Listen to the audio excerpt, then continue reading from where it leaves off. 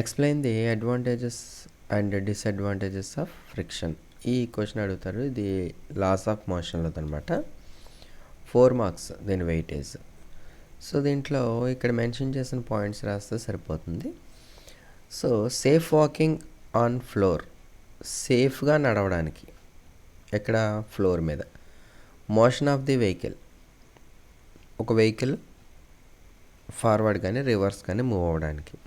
Is possible due to friction వల్లే ఈ రెండు కూడా పాసిబిలిటీ ఉంటుందన్నమాట. ఇక్కడ చూడండి, ఫస్ట్ సేఫ్ వాకింగ్ అంటే మనం యూజ్ చేసే ఈ షూకి అడుగుని చూడండి ఒక డిజైన్ ఉంది. దీనివల్ల ఏంటంటే జారిపోకుండా ఉంటుంది అనమాట, స్కిడ్ అవ్వకుండా ఉంటుంది.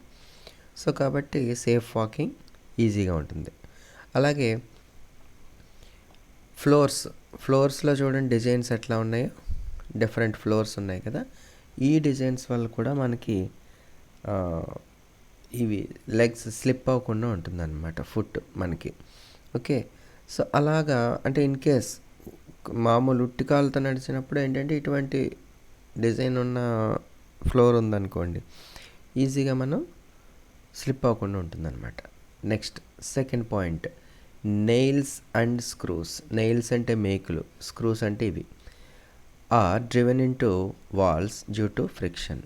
ఇలా నెయిల్నేమో స్విచ్తో కొడతారు, స్క్రూనేమో స్క్రూ డ్రైవర్తో బిగిస్తారు. ఇవి ఇందులో టైట్గా ఫిక్స్ అవ్వడానికి కారణం ఏంటి అంటే ఫ్రిక్షన్ అనమాట. Next third point, a match stick is lightened due to friction. Match stick అంటే అగ్గిపుల్ల. అగ్గిపుల్ల చూడండి ఇక్కడ ఈ ప్లేస్ అనమాట.